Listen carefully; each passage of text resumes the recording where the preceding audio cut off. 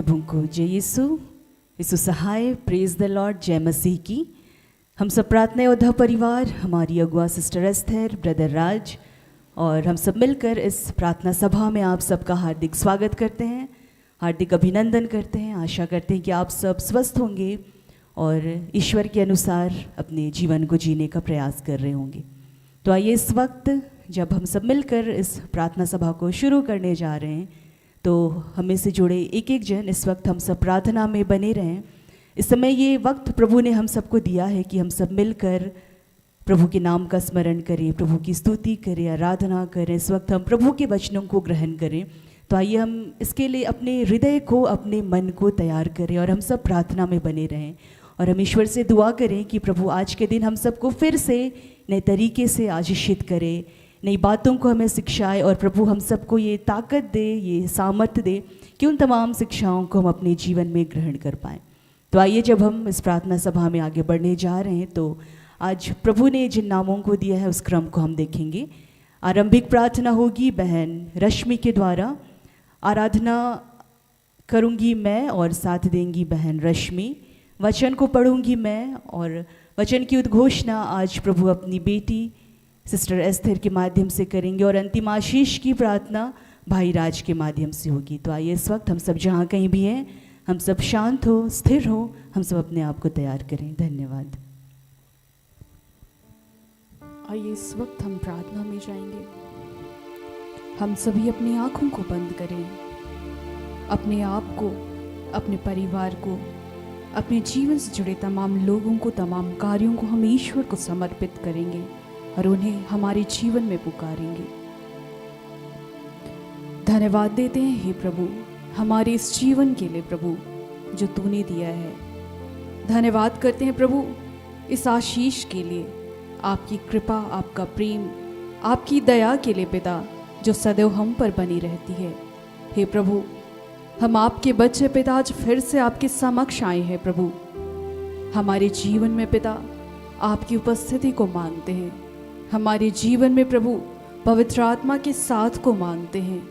हे प्रभु इस वक्त में पिता तमाम हम सब अपने आपके बच्चे प्रभु अपना नियंत्रण पिता आपके हाथों में देते हैं।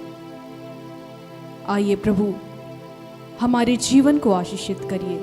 आज फिर से प्रभु आज के इस दिन पर हम अपने आशीष को लेना चाहते हैं पिता। धन्यवाद करते हैं प्रभु हमारे जीवन के तमाम आशीषों के लिए प्रभु जो तूने हमें दिया है और जिन महान आशीषों की घोषणा तूने किया है प्रभु, हम उन आशीषों के लिए भी पिता आपका धन्यवाद करते हैं। और हे पिता आज फिर से प्रभु हम आपसे प्रार्थना करते हैं पिता, हमारे आत्मिक कानों को, आंखों को खोलना पिता, कि आज के इस दिन पर प्रभु हम फिर से आपको सुन पाए, समझ पाए पिता, आपके करीब आने वाले हो पाए। हे प्रभु जितने आपके बच्चे जो इस वक्त जो आराधनालय में हैं, जो YouTube के माध्यम से जुड़े हैं, जो जहाँ से भी प्रभु आपकी संगति को करते हैं प्रभु, हम तमाम आज आपके बच्चों को प्रभु आपके हाथों में समर्पित करते हैं। आज उनकी जो भी प्रार्थनाएं हैं प्रभु, हम उन प्रार्थनाओं को आपके हाथों समर्पित करते हैं। जो रोगी है, दुखी है प्रभु, जो डिप्रेशन में है, अनाथ है, विधवा है, हे प्रभु हम हर एक क्षण को आपके हाथों समर्पित करते हैं। हम हर एक की प्रार्थना को आपके हाथों समर्पित करते हैं। दया दृष्टि डाल प्रभु हर एक की प्रार्थना में प्रभु, क्योंकि तूने कहा है पिता स्थान पर जो भी प्रार्थना की जाएगी उसे मेरी आंखें देखते रहेंगे, मेरे कान सुनते रहेंगे। हे प्रभु तो हर एक अपने बच्चों की प्रार्थनाओं पर प्रभु दया दृष्टि डाल। और हे प्रभु हम आपसे इस वक्त प्रार्थना करते हैं पिता कि जीवन के अंत तक प्रभु हम आपके साथ को मांगते हैं प्रभु। हे पिता तू जानता है हम कमज़ोर हैं, हम दुर्बल हैं। हाँ प्रभु हम अपनी परेशानियों में, दुख में पिता आपको छोड़ देते हैं, पर हे पिता आज हम आपसे विनती करते हैं प्रभु, चाहे हम आपको भूल जाएं, हम आपको छोड़ दे प्रभु, पर तू हमारा साथ ना छोड़ना है पिता। हे प्रभु इस वक्त में पिता हम हर एक बातों का नियंत्रण आपके हाथों में देते हैं। लाइट्स को, इंटरनेट्स को, तमाम इंस्ट्रूमेंट्स को प्रभु आपके हाथों समर्पित करते हैं और हर एक वो बातें प्रभु जो हमें आपसे जुड़ने में बाधा डालती है पिता तू यीशु के नाम से दूर करना। और हे प्रभु इस वक्त पिता हम आपके बच्चे पिता आपके समक्ष आते हैं, आत्मा में एक होते हैं और अपने तमाम गुनाहों को स्वीकार करते हैं पिता। जो भी हमने अपने सोच से, वचन से, कर्म से, प्रभु जिस भी रीति से पिता आपको दुख दिया है, आपके इच्छा के विरुद्ध कार्य किया है, हम अपने गुनाहों को मानते हैं प्रभु और आपसे क्षमा मांगते हैं। तू जानता है पिता, हम क्षण क्षण पाप करते हैं, हम वही गलतियों को दोहराते हैं पिता जिनके लिए तू हमें माफ़ कर देता है। हे प्रभु, तू हमारी दुर्बलताओं से हमें ऊपर उठाना है प्रभु। हे पिता, सब कुछ का नियंत्रण प्रभु हम आपके हाथों में देते हैं पिता, और तमाम प्रार्थनाओं को हम यीशु के नाम से मांगते हैं। दया से सुन और स्वर्ग के राज्य में तू ग्रहण कर। आमीन। आइए इस समय हम प्रभु को पुकारें, प्रभु को कहें। आज हम चाहे जिस भी परिस्थिति में हैं, चाहे हम जिस भी काम को करते हैं, हम प्रभु के बिना अधूरे हैं। हम पवित्र आत्मा के बिना, यीशु के बिना हम अधूरे हैं। तो आज हम अपने हृदय की गहराई से फिर से प्रभु को पुकारें कि प्रभु, आज मुझे आपकी ज़रूरत है, आज मुझे आपकी ज़रूरत है, मेरी प्रार्थना को सुनना। आइए हम सब आराधना में आगे बढ़ेंगे।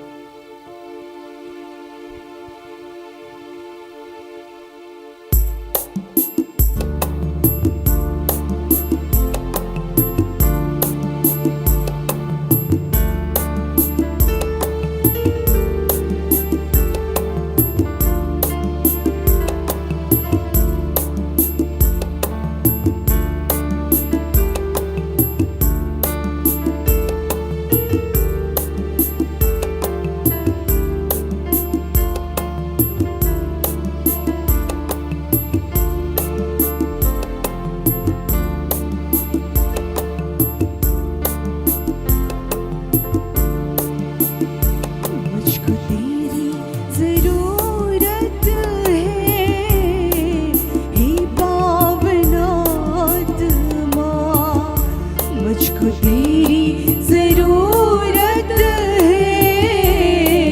हे पावन आत्मा। मुझको तेरी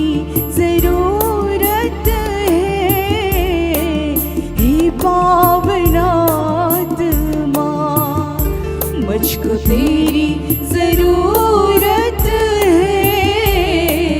हे पावन आत्मा।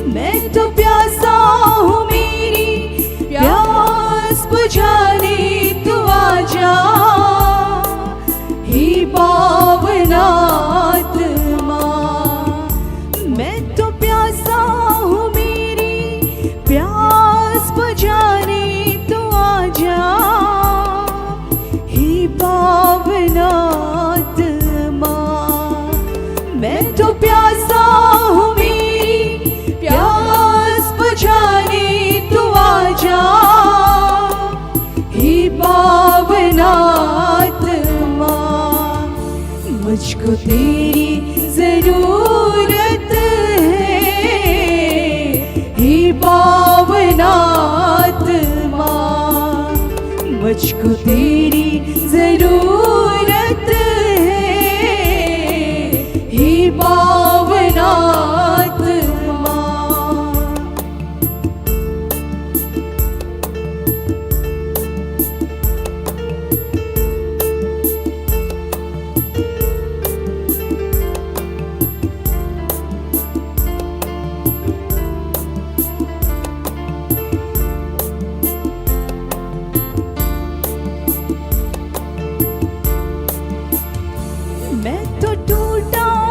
मुझको जोड़ने को तो आजा, हे पावन आत्मा। मैं तो टूटा हूँ, मुझको जोड़ने को तो आजा, हे पावन आत्मा। मैं तो टूटा हूँ, मुझको जोड़ने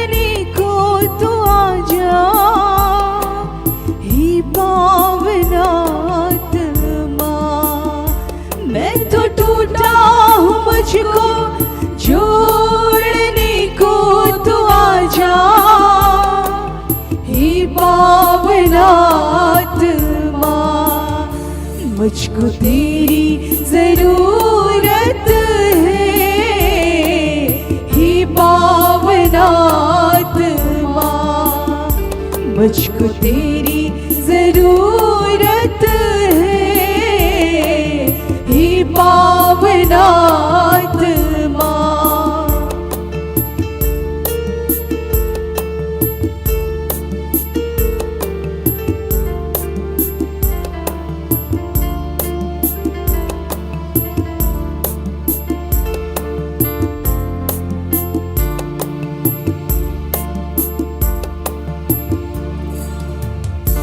मैं तो घायल हूँ, मुझको चंगा करने तो आजा, हे पावन आत्मा।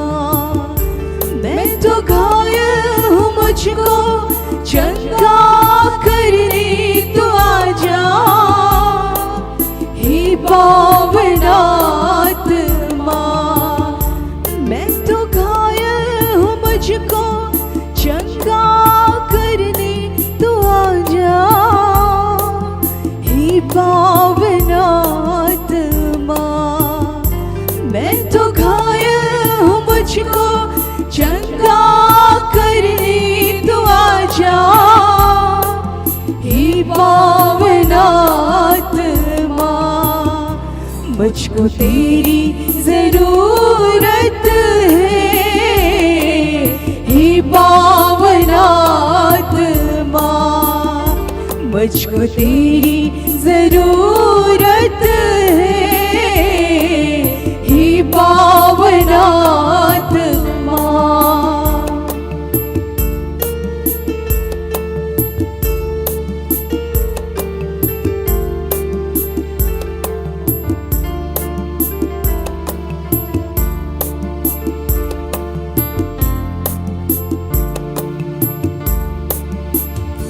मैं अकेला हूँ, मेरा साथ देने तो आजा, हे पावन आत्मा। मैं अकेला हूँ, मेरा साथ देने तो आजा, हे पावन आत्मा। मैं अकेला हूँ, मेरा साथ देने तो आजा, हे पावन आत्मा। मैं अकेला हूँ, मेरा साथ देने तो आजा, हे पावन आत्मा। मुझको तेरी जरूरत है, हे पावन आत्मा। मुझको तेरी जरूरत है, हे पावन आत्मा।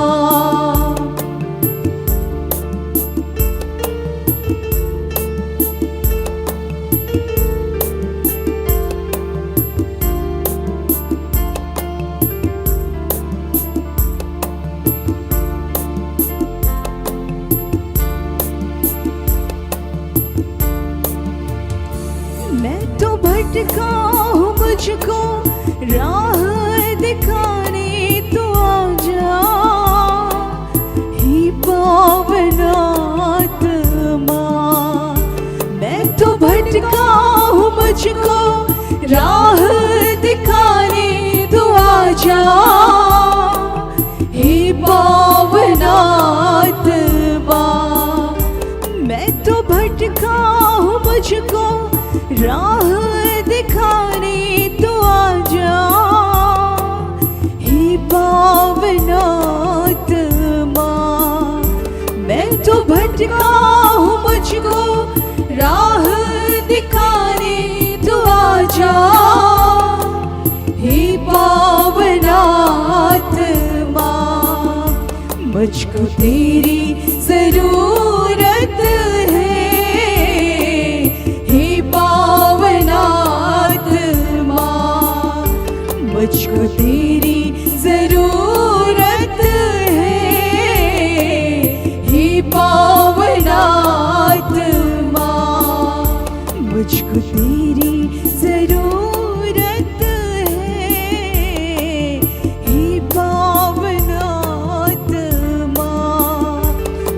मुझको तेरी जरूरत है।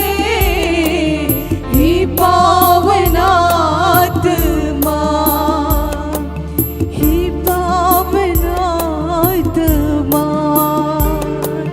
हे पावन आत्मा, हे पावन आत्मा।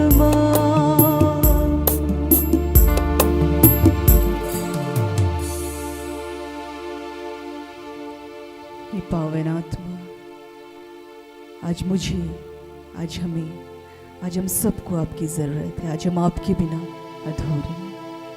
हे पिता, इस आराधना को आपने अपने स्वर्ग के राज्य में ग्रहण किया प्रभु, हम आपका धन्यवाद करते हैं। हर एक बातों को आपके हाथों में समर्पित करते हुए इस आराधना को, हम प्रार्थना को हम आपके पुत्र उद्धारकर्ता यीशु मसीह के नाम में चढ़ाते हैं। धन्यवाद से ग्रहण कीजिए। आमीन।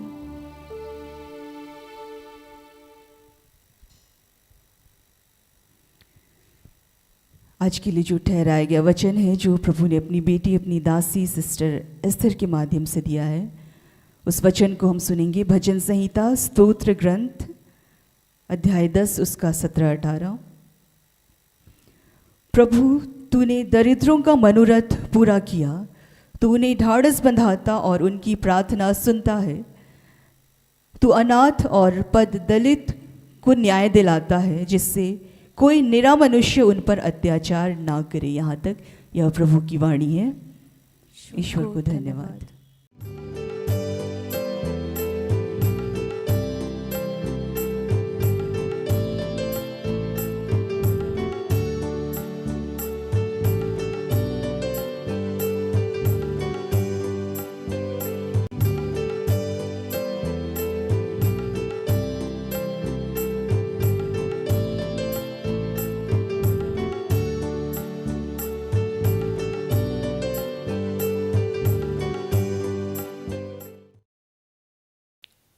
सबों को प्रार्थना योद्धा परिवार की ओर से प्रेज द लॉर्ड।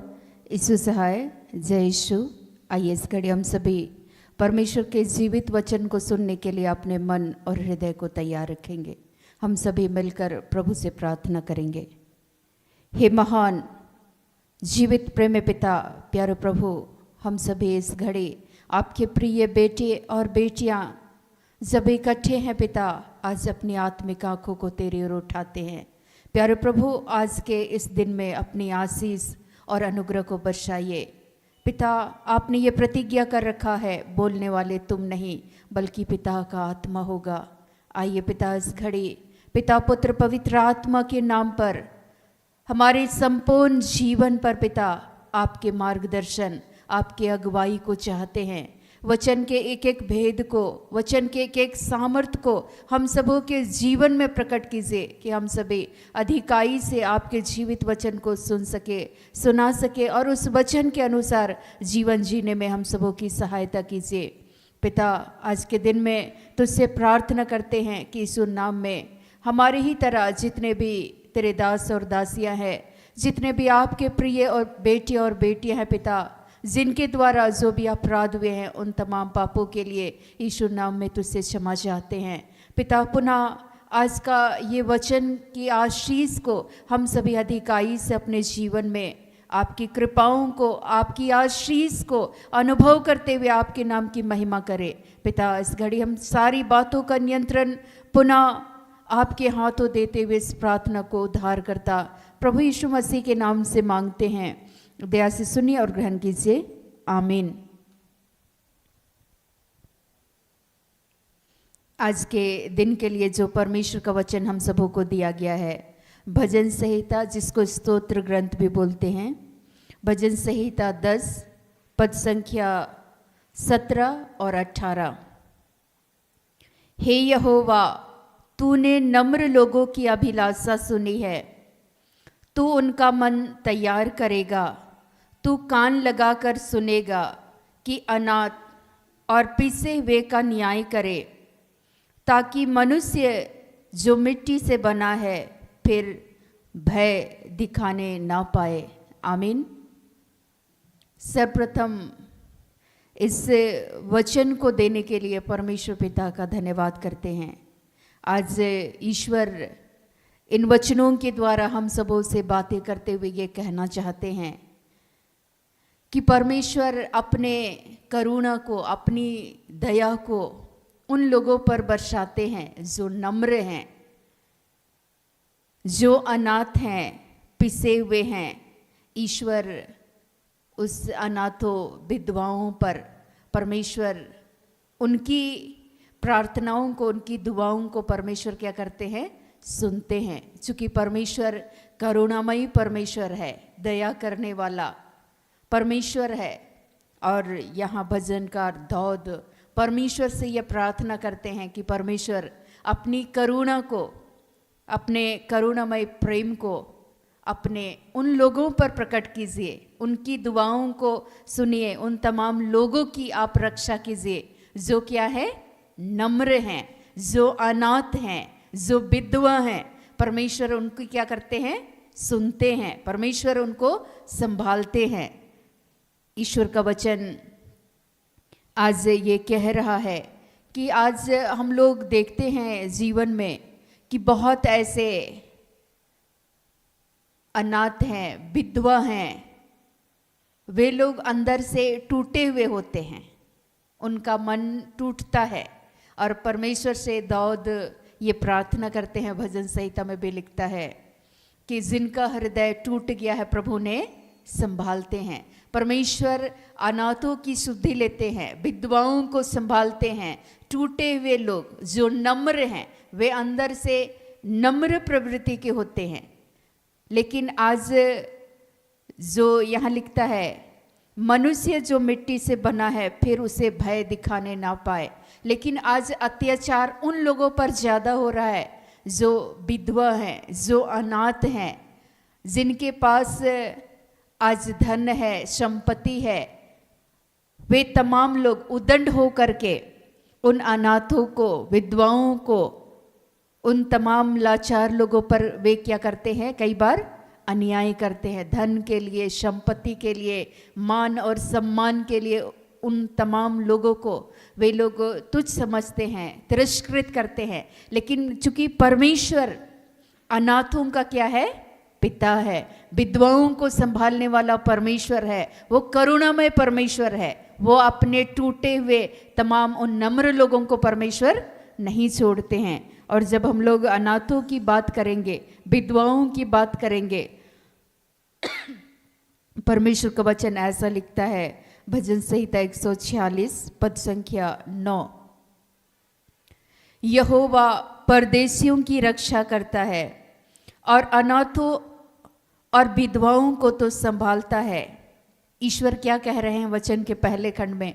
परमेश्वर किनको संभालता है?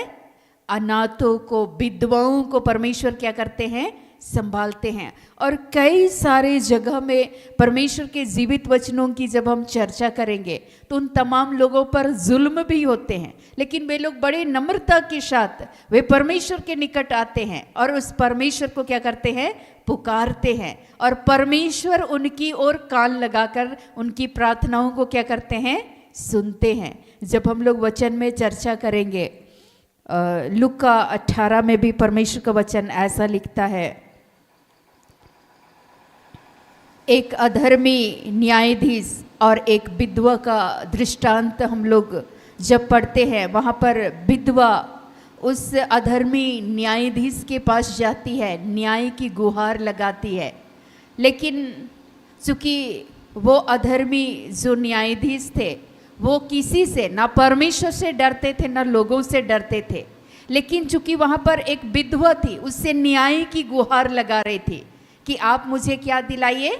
न्याय दिलाए।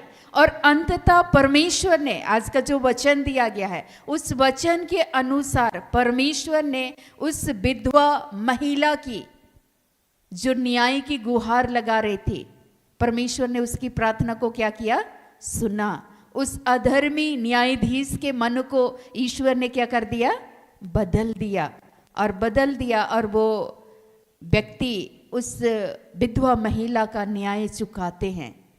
फिर हम लोग देखते हैं लूका 9 में पद संख्या 11 से 16 तक के वचन में जब हम लोग पढ़ेंगे, वहाँ हम लोग देखते हैं कि एक विधवा के पुत्र को कैसे जीवन दान मिलता है। वो महिला जो विधवा थी, परमेश्वर ने उसकी पुकार को क्या कर लिया, सुन लिया।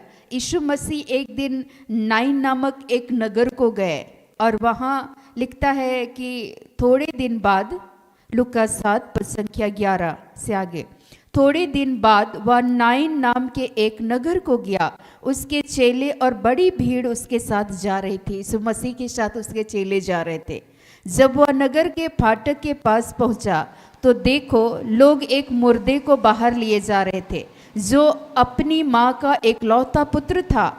वह विधवा थी। वो स्त्री क्या थी, विधवा थी। पहले से ही उसका पति क्या हुआ था, मरा हुआ था। अब कौन मर गया, उनका जवान बेटा। तो वो क्या हो गई, पहले से विधवा थी, अब अनाथ भी हो गई, उसका बेटा भी चल बसा।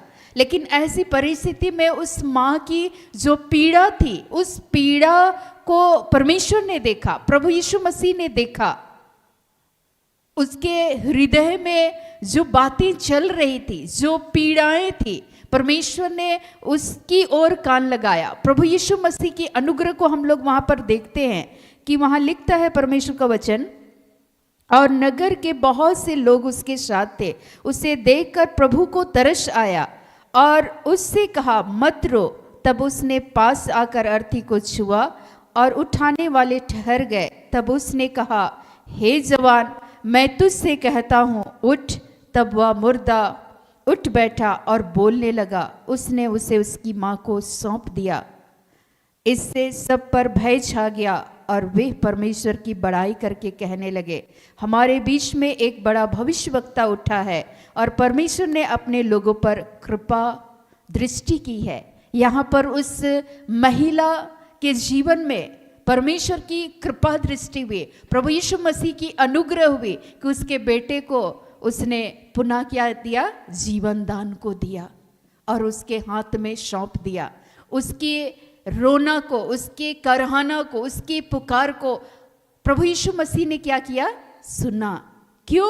चूंकि वो विधवा थी। अनाथों, विधवाओं, लाचारों, दुखितों, उन तमाम पीड़ित लोगों की प्रार्थना को सबसे पहले परमेश्वर सुनते हैं। इसलिए ईश्वर का वचन कहता है कि परमेश्वर अनाथों और विधवाओं की प्रार्थना को, मेघों को चीरते हुए वो प्रार्थनाएं कहाँ जाती है, परमेश्वर के पास। परमेश्वर उसकी ओर कान लगाते हैं, उनकी अभिलाषाओं को परमेश्वर क्या करते हैं, पूरा करते हैं। वे बड़े विनम्रता के साथ वे प्रभु के निकट आते हैं कि प्रभु उनकी क्या कर ले, सुन ले। और दाऊद इस बातों को भली भांति जानते हैं कि मेरा परमेश्वर क्या करेगा, सुनेगा। क्यों? चूंकि वे नम्र लोग हैं, वे झुक जाते हैं। कहाँ झुकते हैं?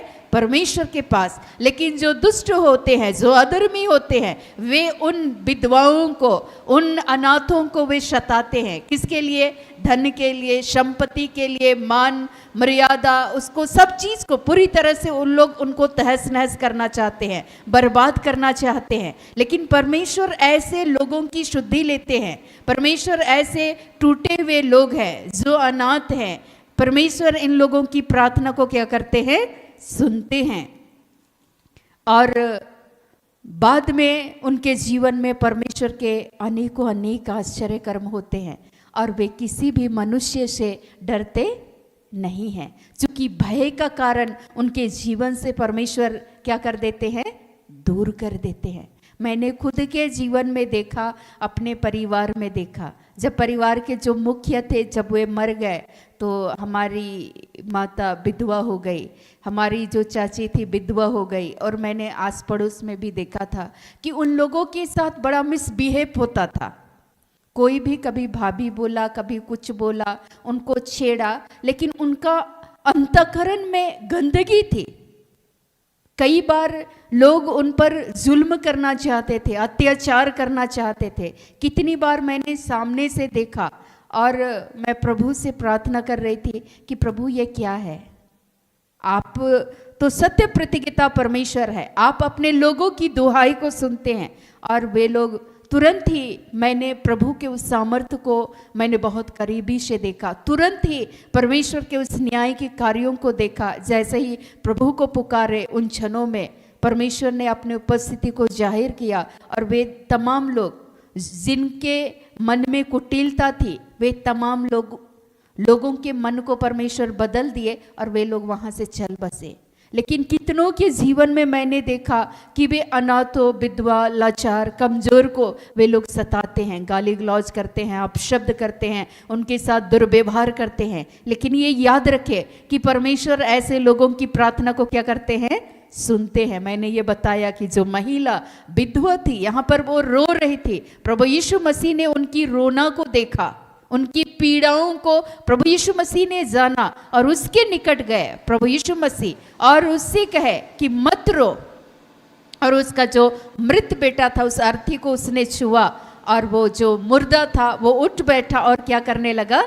बोलने लगा। जब हम लोग पुराने नियम में पढ़ते हैं तो नबी एलिया शारपत नगर की उस विधवा के घर में जाते हैं। हम लोग बाइबल में कई सारे वचनों को जब हम लोग पढ़ेंगे पवित्र शास्त्र में तो हम लोग स्पष्ट तरीके से पाते हैं कि शारपत नगर के उस विधवा महिला के पास खाने को कुछ नहीं था। पहला राजा 17 में हम लोग पाते हैं 8 से आगे। आप लोग पढ़ लीजिएगा बाद में। वहाँ हम लोग पाते हैं कि वो विधवा और उसका एकलौता बेटा, वे दोनों सोच रहे थे, अकाल का समय था, अब हमारे पास खाने को कुछ नहीं है, थोड़ा सा मुट्ठी भर आटा है, हम दोनों माँ बेटे खाएंगे और क्या कर जाएंगे? मर जाएंगे। लेकिन परमेश्वर ने उनकी मन की बातों को जान लिया। परमेश्वर ने अपना कान उसकी ओर लगाया, उनकी वो दर्द को, उसकी उस पीड़ा को परमेश्वर ने देखा और वहां उसने किसको भेजा? नबी एलिया को। और एलिया को ये आदेश देते हैं कि सारपत नगर में एक विधवा महिला, उसके घर में जाना। किसी और के पास भी परमेश्वर भेज सकते थे लेकिन वहां नहीं भेजे, चूंकि वो महिला विधवा थी। एकदम वहां पर क्लियर लाइन लिखा हुआ है कि वो विधवा महिला थी और उसका एक लौता बेटा था। और उसके घर जब नबी एलिया जाते हैं तो वो नबी एलिया कहते हैं कि हमारे लिए भी, पहले बोलते हैं पानी लेकर के आइए, बाद में बोलते हैं हमारे लिए भी कुछ खाने को दीजिए, और अंत में वो बोलते हैं कि खाने को तो कुछ नहीं है। लेकिन नबी एलिया के वहाँ जाने से, अर्थात प्रभु यीशु मसीह, परमेश्वर का अनुग्रह हो जाता है वहाँ पे, और विधवा महिला का जो कुप्पी में तेल था और जो उसके पास आटा था, क्या वो घटा? नहीं घटा। बाद में हम लोग देखते हैं उसके अगले लाइन में 17 से आगे तक जब हम लोग पढ़ेंगे तो वहाँ हम लोग पाते हैं कि अंत में ऐसा होता है कि उस विधवा महिला का जो एकलौता बेटा था वो बीमार हो जाता है, और बीमारी इस कदर बढ़ जाती है, यहाँ लिखता है 17 में, पहला राजा 17 का 17, इन बातों के बाद उस स्त्री का बेटा जो घर की स्वामिनी थी रोगी हुआ और उसका रोग यहाँ तक बढ़ा कि उसका सांस लेना बंद हो गया। तब वह एलिया से कहने लगी, हे परमेश्वर के जन, मेरा तुझसे क्या काम? क्या तू इसलिए मेरे यहाँ आया है कि मेरे बेटे की मृत्यु का कारण हो और मेरे पाप का स्मरण दिलाए? उसने उनसे कहा, अपना बेटा मुझे दे। एलिया नबी क्या बोलते? अपना बेटा मुझे दे। वो मरा हुआ बेटा, कैसे परमेश्वर उस पर अपनी अनुग्रह को बरसाते, कैसे वो परमेश्वर, करुणामयी परमेश्वर अपने लोगों पर, उन दुखी, उस अनाथ, उस विधवा की परमेश्वर कैसे पुकार को सुन लेते हैं। और वहाँ नबी एलिया बोलते हैं कि अपना बेटा मुझे दे दो, और उसका जो मरा हुआ बेटा उसको अटारी में लिटा देते हैं और परमेश्वर से पुकारते हैं, और परमेश्वर ने उसकी पुकार को सुना, और वो जो विधवा महिला थी उसका बेटा को परमेश्वर ने जीवन दान को दिया और उसके हाथ में उसने सौंप दिया नबी एलिया के माध्यम से। परमेश्वर ने उसकी पुकार को सुना। बाइबल में हम लोग कितने ही चर्चाएं करेंगे, हम लोग अनेक जगह पर हम लोग पाते हैं। उसके बाद आगे जब हम लोग पढ़ेंगे, नबी एलिया के शिष्य का क्या नाम था? एलीशा। एलीसा के समय में भी वो एक विधवा के घर में, वहाँ पर वो विधवा थी। दूसरा राजा 4 में हम लोग पाते हैं, वहाँ लिखता है, एक से आप लोग आगे पढ़ लीजिएगा, मैं सारांश करके बता रही हूँ। वहाँ पर भी एक विधवा महिला रहती है, उसके 2 बेटे रहते हैं, उन पर कर्ज रहता है और उस समय भी उनके पास घटी रहती है, कर्ज चुकाने के लिए कुछ भी नहीं होता है। लेकिन उस समय में एलीसा नबी के द्वारा वहाँ भी चमत्कार परमेश्वर करते हैं। नबी एलीशा उनको बोलते हैं कि बर्तन लेकर के आना, और परमेश्वर को पुकारते हैं, और जितना उनके पास बर्तन इकट्ठा था उसमें तेल भर जाता है, और वो लोग बोलते हैं कि अब हमारे पास कोई भी खाली बर्तन नहीं है जिसमें तेल और हम लोग रख सके। और नबी एलिया उनको बोलते हैं कि इस तेल को लेकर के तुम लोग क्या करो, बेच दो, और जिसके भी तुम कर्जदार हो तुम उसके कर्ज को क्या करो, चुकाओ। परमेश्वर उस विधवा महिला की शुद्धि लेते हैं, उनका न्याय चुकाते हैं। वहाँ पर अपने उस एलीशा नबी को वो भेजते हैं, एलिया के बाद एलीशा को परमेश्वर खड़ा करते हैं, और उस विधवा महिला की मदद करने के लिए परमेश्वर वहाँ पर खड़ा करते हैं। क्यों? क्योंकि आज का ये वचन लिखा हुआ है कि परमेश्वर नम्र लोगों की सुनता है और उसकी ओर कान लगाता है, उसकी प्रार्थनाओं को परमेश्वर क्या करते हैं, सुनते हैं। और दाऊद इस बातों को भली भांति जानते हैं। और आज भी, आज के समय में भी जो लोग नम्र हैं, जो अनाथ हैं, परमेश्वर उनको कभी भी छोड़ते नहीं हैं।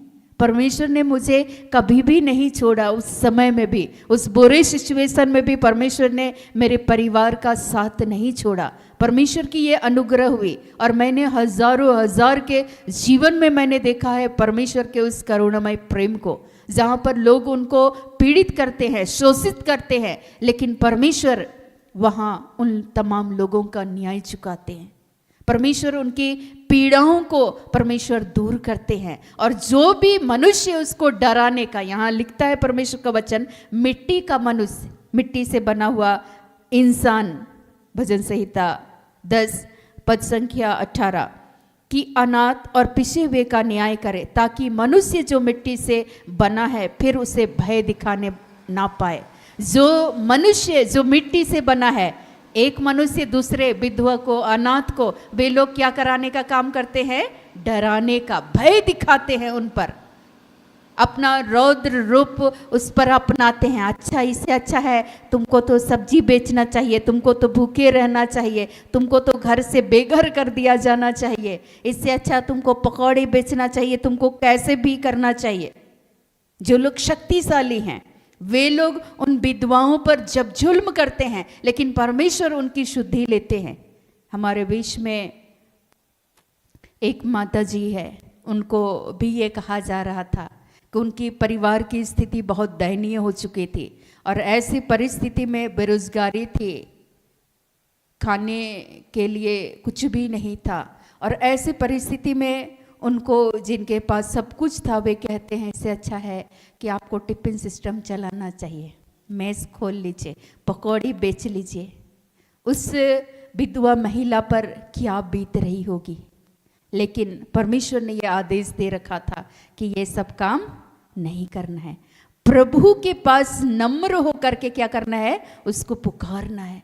और नम्र होकर के वो जो विधवा महिला थी, वो परमेश्वर के समीप नम्र होकर के वो परमेश्वर की दुहाई देने लगी। और इसीलिए परमेश्वर का वचन, चूंकि दाऊद जानते थे कि यहोवा नम्र लोगों की अभिलाषा को पूरी करता है, वो किसी इंसान के पास नहीं झुकी, लेकिन वो किसके पास झुकी, परमेश्वर के पास। और परमेश्वर के पास झुकने के द्वारा, नम्र होकर के परमेश्वर के निकट आने के द्वारा, परमेश्वर ने उसकी अभिलाषाओं को पूर्ण किया। परमेश्वर ने उनकी सारी मनोकामनाओं को पूर्ण किया। उनके बच्चों को परमेश्वर ने आशीष दिया नौकरी के तौर पर। उनके जीवन में जितने रुके हुए काम थे, उस सारी परिस्थितियों को परमेश्वर ने बदल दिया। क्योंकि वो करुणामय परमेश्वर है, वो अपने उन अनाथों और विधवाओं का न्याय चुकाने वाला परमेश्वर है, ताकि कोई भी मनुष्य उसको डरा ना पाए। मैंने ये देखा है, और परमेश्वर की ऐसी करुणा हुई ताकि कोई इंसान उसको भय ना दिखाए। क्योंकि स्वयं परमेश्वर उनके पक्ष में होकर के खड़े हो जाते हैं।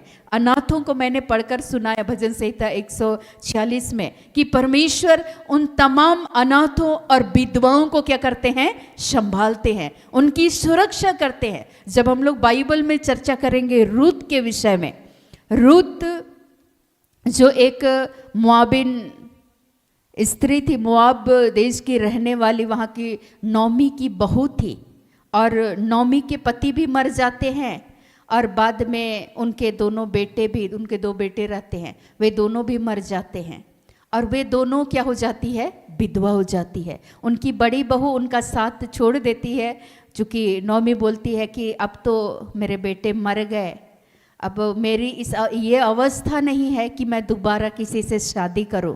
अगर मैं करूंगी भी तो वे बच्चे बढ़ने में उनका समय लगेगा, तो इसीलिए एक काम करना कि तुम दोनों अपने अपने घर को क्या करना, वापस चले जाना।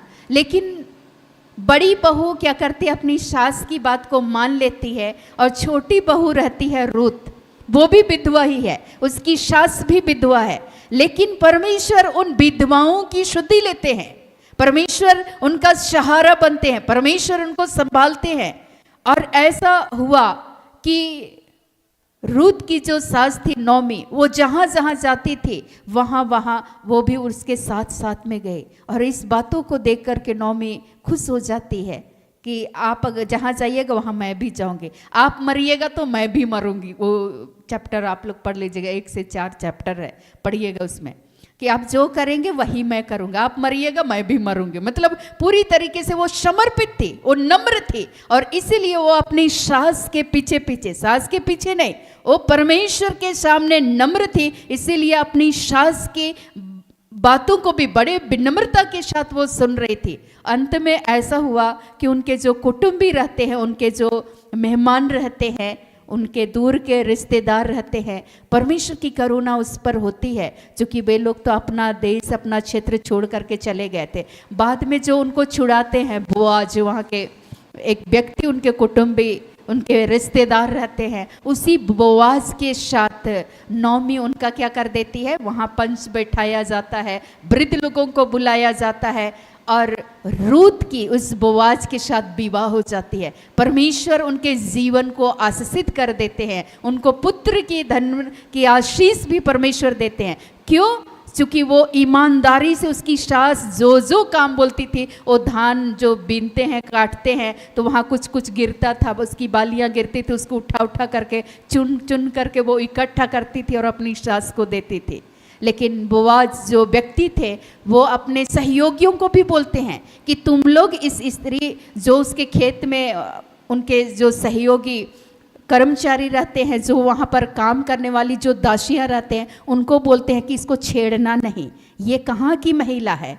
तब वो लोग बताते हैं कि नहीं, ये नौमी की बहू है, और ये नौमी का पति भी मर गया, इसका पति भी मर गया। वो लोग सारा हिस्ट्री उसको बताते हैं। तो वो अपने वहाँ के दासियों के जो ऊपर में नियुक्त किए गए उस कर्मचारी को वो बोलते हैं कि तुम लोग इसको छेड़ना नहीं। सुरक्षा को देखिए कि परमेश्वर कैसे उन लोगों को वहाँ भी सुरक्षा को दे रहे हैं, और वो लोग बोआज को इस बात को सूचना देते हैं कि नहीं, ये उसकी बहू है, तुम लोग उसको छेड़ना नहीं, उसको अपना काम करने दो, और थोड़ा थोड़ा तुम्हारे हाथ में जो धन की जो बालियां हैं उसको थोड़ा सा इसके लिए छोड़ते हुए चले जाना, ताकि वो उस धन को क्या करे, इकट्ठा करे, और ये अपनी सास को ले जा करके दे। और ऐसा ही करती है रूत, एक एक बातों को बड़े विनम्रता के साथ वो स्वीकार करती है। और बोआज उस समय में बोलते हैं, अगर तुमको भूख लगेगा तो इन दासियों के पास थोड़ा सा खाने को कुछ है, पानी प्यास लगेगा तो तुम यहाँ पी लेना। परमेश्वर उसको संभालता है, परमेश्वर उसकी रक्षा करते हैं, और वो ऐसा ही करती है। और अंत में बोआज के साथ वहाँ बहुत सारे वृद्धों को, बुजुर्ग लोगों को इकट्ठा किया जाता है कि आप लोग क्या चाहते हैं, क्या मैं इसका न्याय चुकाऊं? और वहाँ पर वो लोग जमीन का लेन देन करते हैं, और अंत में बोआज के मन को परमेश्वर तैयार करते हैं, वहाँ उन वृद्ध लोगों के मन को तैयार करते हैं, और उस बोआज के साथ उनकी विवाह हो जाती है। परमेश्वर उनके जीवन को पुनः स्थापित कर देते हैं, ताकि उनके जीवन से भय का जो कारण था, एक विधवापन की जो स्थिति थी, परमेश्वर उसको दूर किए, और उनके जीवन को परमेश्वर ने आशीषित किया, ताकि कोई भी उसको भयभीत ना कर सके, क्योंकि उस समय में उनको छेड़ा जा सकता था। वहाँ के जो सहयोगी कर्मचारी थे उसको छेड़ सकते थे, लेकिन बोआज पहले से उनको आदेश दे रखा था, इसको छेड़ना नहीं, हाथ नहीं लगाना।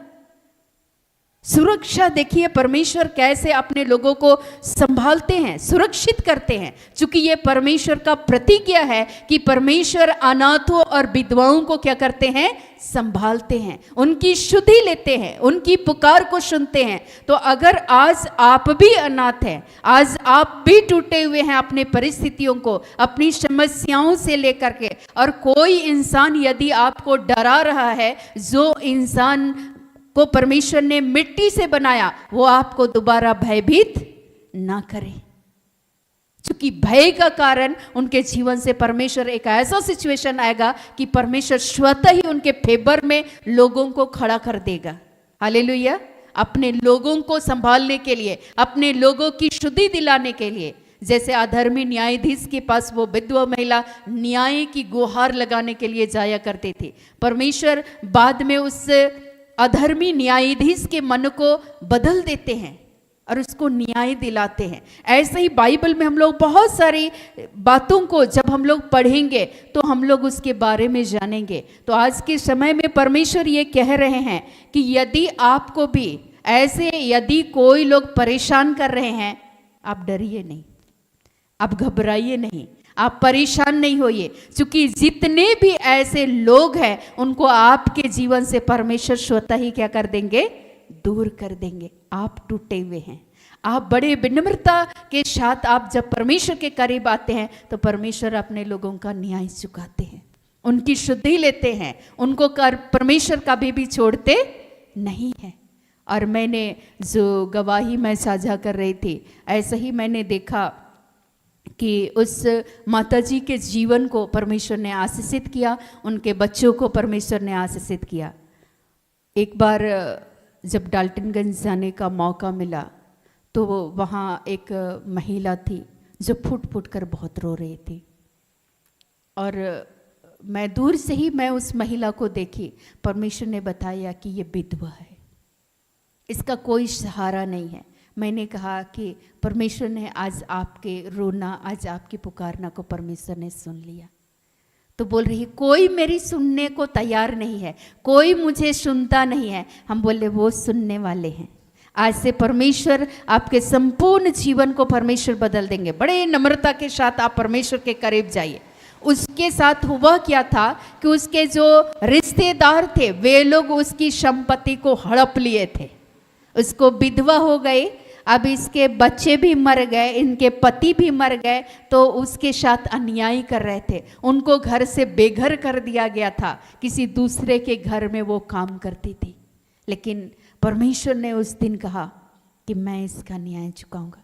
मैंने कहा कि आज से रोइए नहीं, आज आप परमेश्वर से गिड़गिड़ा रहे हैं, परमेश्वर ने आपकी प्रार्थनाओं को परमेश्वर ने सुन लिया।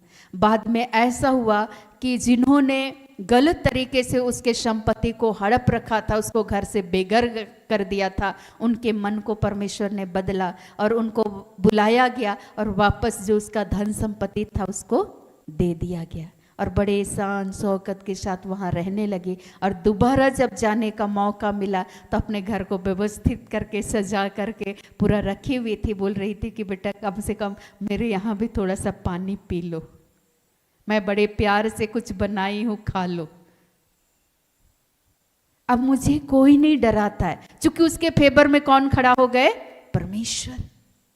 क्योंकि परमेश्वर अपने लोगों को छोड़ते नहीं है, उनकी पुकार को परमेश्वर सुनते हैं।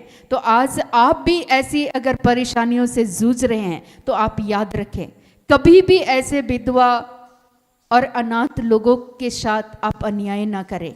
लेकिन उन लोगों की परमेश्वर जो नम्र हैं, ऑलरेडी टूटे हुए हैं, परमेश्वर उनकी पुकार को सुनते हैं और उनके फेवर में परमेश्वर खड़े हो जाते हैं और उनका न्याय चुकाते हैं। तो कभी भी ऐसे लोगों के साथ मिसबिहेव नहीं करना है। मैंने वहाँ रूत का उदाहरण बताया, मैंने उस सारपत नगर के उस विधवा के जीवन को परमेश्वर ने पुनः कैसे आशीषित किया, उनका जो मरा हुआ बेटा को परमेश्वर ने जिंदा कर दिया अपने वहाँ पर उस नबी को भेज करके। अपने उन भविष्यवक्ताओं के द्वारा परमेश्वर बातें करते हैं, अपने नबियों के द्वारा परमेश्वर बातें करते हैं। मैंने नए नियम से प्रभु यीशु मसीह के बारे में बताया कि परमेश्वर जितने भी लोग टूटे हुए हैं, जो अनाथ हैं, जो कमज़ोर हैं, जो लाचार हैं, परमेश्वर उसकी सुनते हैं। तो आज परमेश्वर जब आप टूटते हैं, आप अनाथ हैं, आप विधवा हैं, परमेश्वर आपके जीवन का न्याय चुकाएंगे। और इसीलिए किसी भी इंसान से डरने की ज़रूरत नहीं है। जो मिट्टी से बने हैं, परमेश्वर उनके जीवन को, परमेश्वर जो भयभीत करते हैं, आपको आतंकित करते हैं, डराने का, धमकाने का कार्य करते हैं, ऐसे लोगों के मन को परमेश्वर क्या कर देंगे? बदल देंगे। और मैंने ये करीबी से अपने जीवन में अनुभव किया। दरवाजे बंद, घर बंद, जिस जमीन में खाद डालते थे, सारा जुताई करके रखते थे, अब सोचते थे अब उसमें बीज डालें, लेकिन जब डालने के लिए गए पता चला कि ये ज़मीन बिक गया है। तो वो अन्याय हो रहा था। जिधर मैंने देखा कि जिधर मैं जानवर बांध करके स्कूल जाया करती थी, पता चलता था वापस आने तक जानवर बेच दिया गया। बकरी जहाँ बांध के रखते थे, पता चला शाम होते वापस लौटने तक बकरे बेच दिए। मुर्गी पाल के रखते थे, पता चला मुर्गी मार के खा गए। एक एक चीज मैंने उस अन्यायी को मैंने देखा कि परमेश्वर कैसे वो दुष्ट लोग, कैसे जो अधर्मी लोग हैं, कैसे उन अनाथों को, विधवाओं को वे शैतानी का काम कर रहे थे। लेकिन निरंतर परमेश्वर की ये करुणा को मैंने देखा कि बड़े नम्रता के साथ परमेश्वर को पुकारते रहे, परमेश्वर घटी होने नहीं दिए। जो खेती करते थे उसमें इतना उपज देते थे परमेश्वर कि 4 साल 5 साल खाएंगे तो भी घटी नहीं होगी। परमेश्वर इतने भर भर के आशीषित किए कि जानवर की भी घटी नहीं हुई। हर दृष्टिकोण से परमेश्वर ने आशीषित किए। इतना आशीष जरूर दिया कि खाएं, दूसरे को खिला सके, और कोई मदद के लिए आए तो उनको भी मदद कर सके। इतना नहीं था कि वो धन इकट्ठा कर ले, लेकिन चूंकि परमेश्वर न्याय चुकाते हैं ताकि हम किसी भी बातों से डरे नहीं, कोई हमें डरा ना सके। बाद में वे लोग सोचते थे या तो ये पक्का भूत को मानती है या तो ईश्वर को मानते हैं, दो में से कोई एक है, कोई तो शक्ति है इसके साथ। मैंने कहा कि कोई शक्ति उक्ति है नहीं, मेरे साथ कौन है? परमेश्वर, जो अनाथों का, विधवाओं का न्याय चुकाने वाला परमेश्वर है। नम्र लोगों की अभिलाषाओं को परमेश्वर पूरी करने वाला है। वे लोग सोचते थे कि घर से बेघर हो जाएंगे और भूखों मरेंगे, वे सोचते थे कि हम भीख मांगे, लेकिन परमेश्वर ये नौबत आने नहीं दिए। परमेश्वर ने संभाला, परमेश्वर ने सुधे लिया। लोग डराने का काम करते थे, मारने का, पीटने का, धमकी देने का। कितनी बार मैंने देखा राह चलते हुए, मैंने उसका कुछ नहीं किया, लेकिन अचानक बोले कि तुम्हें मारना है। क्यों मारना है? हमने क्या किया है भाई आपका? कुछ नहीं। हम लोग का ऐसा फील होता है कि तुम राज करोगी इस घर पे, इस क्षेत्र में तुम राज करोगी, तुम शान और शौकत से तुम जियोगी, इसलिए तुम्हारी हानि करना है। चूंकि तुम्हारी ये तरक्की हम लोग देख नहीं सकते। हमारा खेत में खेती नहीं होता है, तुम्हारा खेत में खेती कैसे हो सकता है? तुम 2 पैसा कैसे अर्जित कर सकती हो? और हमारे जीवन में 2 पैसे की अक्सर घटी रहती है। परमेश्वर न्याय चुका रहे थे, लेकिन जो लोग मुझे डराते थे, धमकाते थे, जो मिट्टी के बने हुए इंसान थे, मैंने ये चीज देखा, वे नष्ट होकर के मर मिट गए। लेकिन परमेश्वर ने मुझे संभाला।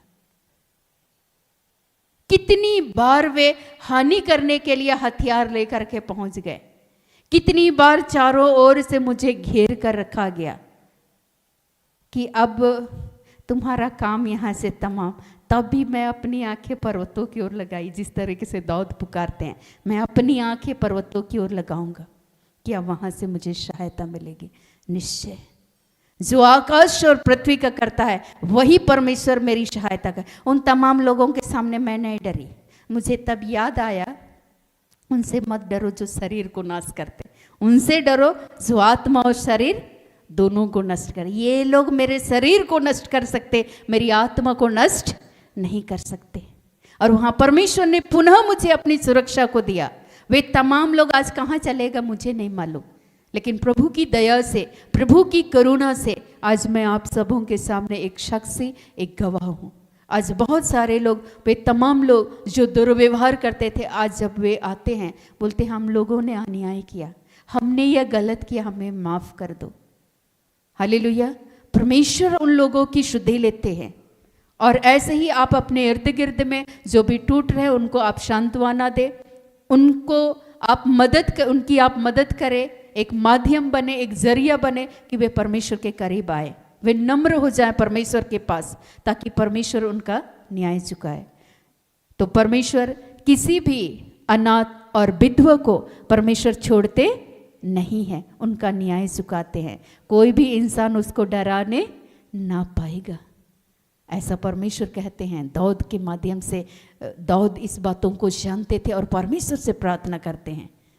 क्यों? क्योंकि वे नम्र होकर परमेश्वर के करीब आते हैं। जितने भी लोग आपने इर्द गिर्द में आप देख ले, सचमुच में उनके अंदर में नम्रता है, सचमुच में वे ईश्वर के भय मानने वाले हैं, उनको कोई भी इंसान डराने वाला ना होगा, क्योंकि परमेश्वर उनके फेवर में खड़े हो जाएंगे और जो भी डराने वाले लोग हैं उनको परमेश्वर उनके सामने से हटा देंगे। तो आइए आज के हर एक वचनों से प्रभु यीशु मसीह हम सबों को बहुत आयत की आशीष, अनुग्रह और कृपा प्रदान करे। आमीन।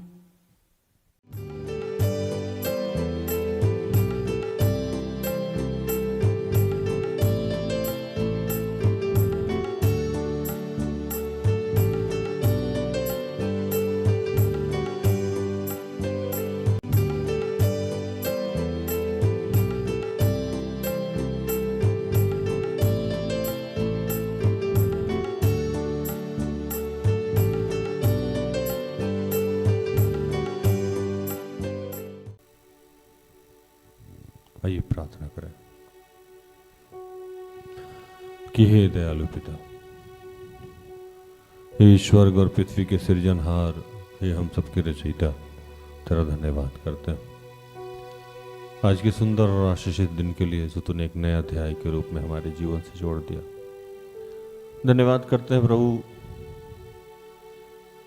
कि तू जानता है प्रभु कि हमारी सोच समझ क्रियाकलाप कैसे हैं प्रभु। हम सब कुछ भी जान के अनजान बने रहते हैं और जो नहीं करना चाहिए वही कर बैठते हैं प्रभु। पिता, उन तमाम कार्यों के लिए जो हमने आपकी इच्छा के विरुद्ध किया है उसके लिए तुझसे क्षमा चाहते हैं कि हे दयालु पिता, तू हमारे पापों को याद नहीं रखता, उसे पोटली बना के समुंदर में फेंक देता है। पिता, इस वक्त जितने बच्चे तुझसे जुड़े हुए हैं उन सब ने और हम सब ने कोई भी ऐसा कार्य किया है जो आपकी इच्छा के विरुद्ध, उसके लिए फिर से तुझसे क्षमा चाहते हैं प्रभु।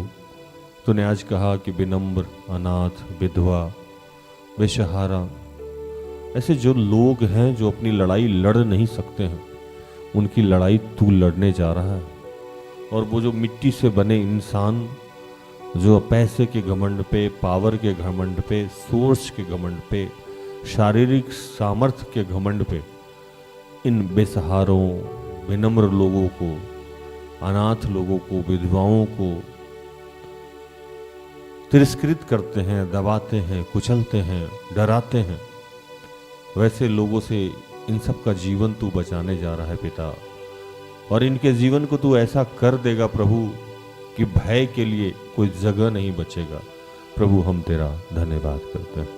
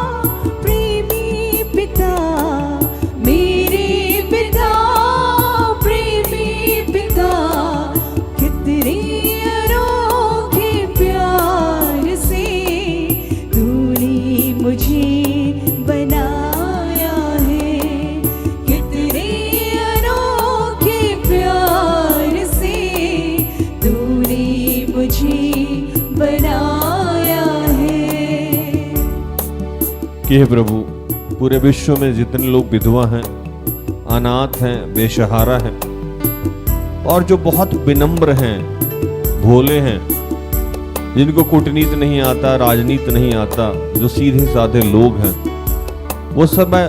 वो इस समय जहां जहां समस्या में है प्रभु, उनके लिए तुझसे प्रार्थना करते हैं कि उनकी सारी समस्याओं का समाधान करो प्रभु। जिस समाज में रहते हैं, जिस घर में रहते हैं, वहाँ के आसपास के लोगों पे अपना नियंत्रण लो प्रभु। उनकी जो भी ज़रूरतें हैं प्रभु उसको पूर्ण कर, उनके विकास में जो भी बाधाएं हैं उसे समाप्त कर प्रभु, और उनको आज के बाद से कभी भी किसी भली वस्तु की घटी ना हो प्रभु।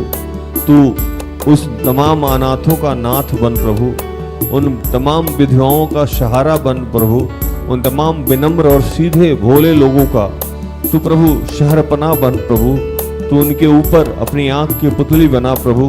हम तेरा धन्यवाद करते हैं, विशेष प्रार्थना करते हैं आज प्रभु कि जितने बुजुर्ग माता पिता हैं जिनको अपने बच्चों ने बेघर कर दिया है प्रभु, उन तमाम बुजुर्ग माता पिता को तू आश्रय दे रहा है प्रभु। जिसने प्रभु हमें सजाया, बनाया, हमें विकसित किया, उन तमाम बुजुर्ग माता पिता को हम उनके अंत के समय में उनका सहारा बने, ऐसी सामर्थ्य, ऐसी शक्ति दे रहा है प्रभु।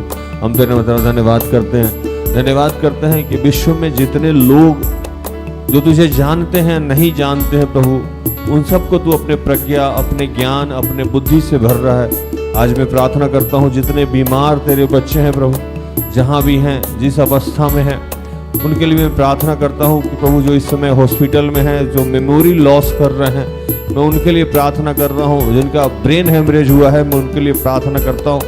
जो प्रभु बिस्तर पे ही अपने क्रियाक्रम को कर रहे हैं प्रभु, उन सबको तू आज संभाल रहा है प्रभु।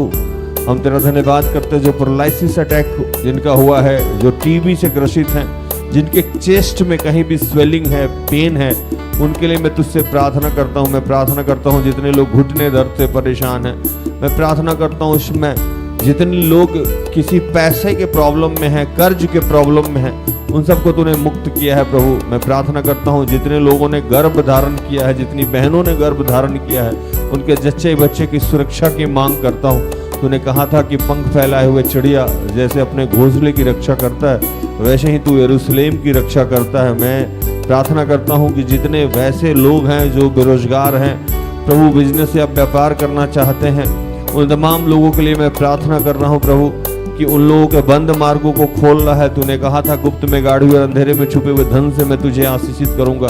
हे प्रभु, हम तेरा धन्यवाद करते हैं कि तूने बड़े अनोखे प्यार से हम सबको बनाया है, सजाया है, संवारा है, और हम सबके जीवन से हर कांटे को चुन चुन को तू फेंक रहा है पिता, इसलिए हम तेरा धन्यवाद।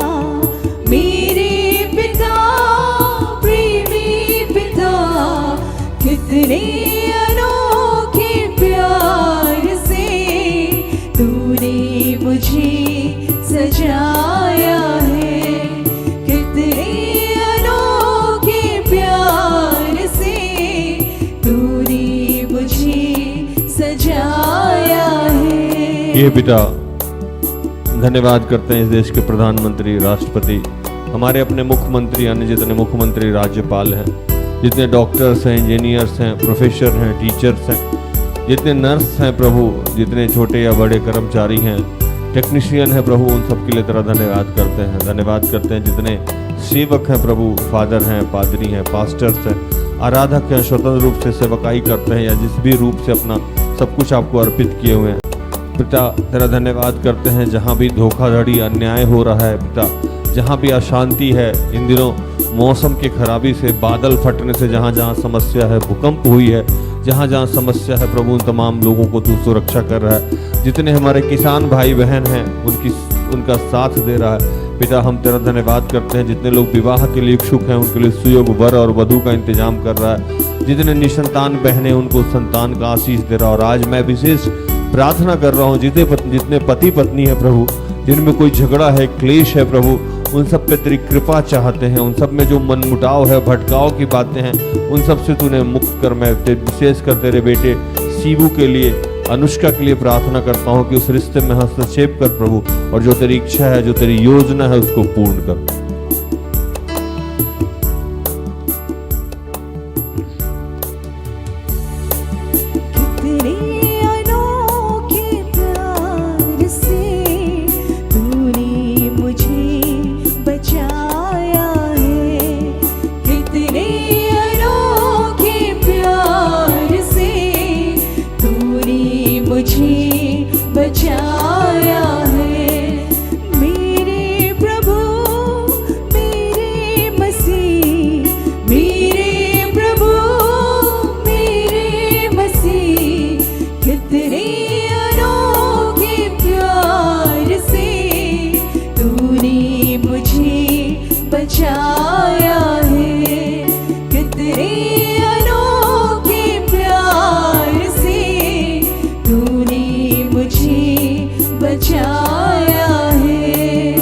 पिता तेरा धन्यवाद करते हैं, पूरे विश्व में शांति की कामना करते हैं। हर विपत्ति, हर दुर्घटना, हर समस्या से तू हम सबको बचा के रखता है प्रभु, और हमारे वर्तमान और भविष्य की जो भी इच्छा, योजना है आपने बना के रखी, उसको पूर्ण कर रहा। तेरा धन्यवाद करते हुए तमाम प्रार्थना को प्रभु यीशु के जीवित और पवित्र नाम से मांगते हैं। दया से सुन और स्वर्ग के राज में ग्रहण कर, आमीन। तो धन्यवाद, प्रभु आप सबको आशीष दे। आशा करते हैं कि आज के प्रार्थना से, आराधना से, वचनों की उद्घोषणा और अंतिम प्रार्थना से प्रभु ने आप सबको स्पर्श किया होगा। प्रार्थना का परिवार निरंतर आपका आभारी है कि आप हमारे साथ हैं, हमारा सहयोग करते हैं। आज के लिए इतना ही। कल सुबह 6 बजे और संध्या 5:45 में हमारी आपकी फिर से मुलाकात हो जाएगी। तब तक के लिए स्वस्थ रहें, सुरक्षित रहें, सरकारी नियमों का पालन करें, प्रभु के आदेश का पालन करें। जैसा मैं रोज कहता हूं कि हम सब में बहुत सारी दुर्बलताएं हैं, कृपया हमें क्षमा करें और हमारे लिए प्रार्थना करें। प्रार्थना का परिवार, अगर आपके किसी भी काम है कृपया हमें संपर्क करें, हम सब अपने आप को धन्य समझेंगे। प्रभु आपको आशीष दे। जय यीशु, यीशु सहाय। Praise the Lord. Good night, good bye. सारे दिल से, सारे